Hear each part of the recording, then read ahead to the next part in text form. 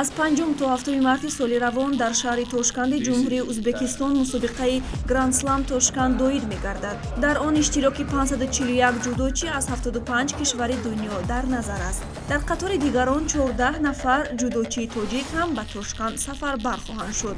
Ин навбат ба узви мунтахаби кишвар Абумуслим Қаюмзода ва Шаҳбоз Сайдаброров дар вазни 60 кг, Шоҳида Қаландарова дар вазни 63 кг, Алиҷон Сафаралиев, Баҳром Суфиев дар вазни 66 кг, Сомон Маҳмадбеков дар вазни 73 кг, Акмал Муродов ва Ахназар Назаров дар вазни 81 кг, Амирҷони Насимҷон ва Комрошои Сопирён дар вазни 90 кг, Саиҷалол Саидов, Мансур Раҳмон дар вазни то 100 кг ва Темур Раҳимову Шакармаҳмад Мирмаҳмадов дар вазни ҷамъи 100 кг интихоб шуданд.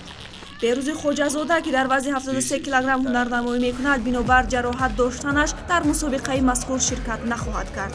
Рӯзи аввали мусобиқа, яъне 5 март, қувваозмоиҳо дар вазнҳои 60-66 кг миёни мардон ва 48-52-57 кг миёни занон баргузор мешавад. Рӯзи дуюм, яъне 6 март, ҷудочиёни вазнҳои 73-81 кг миёни мардон ва 63-70 кг миёни бонувон рақобат хоҳанд кард. Дар рӯзи ҷамъбастии мусобиқа, қувваозмоиҳо дар вазнҳои 90 то 100 ва ҷамъи 100 кг миёни мардон ва 78 ҷамъи 78 кг миёни бонувон сурат мегиранд. Иштирокчиён метавонанд дар ин мусобиқа имтиёзҳои олимпӣ ба даст оранд. Барои мақоми аввал 1000 имтиёз, барои ҷои дуюм 700 ва барои зинаҳои сеюм 500 имтиёзӣ дода мешавад.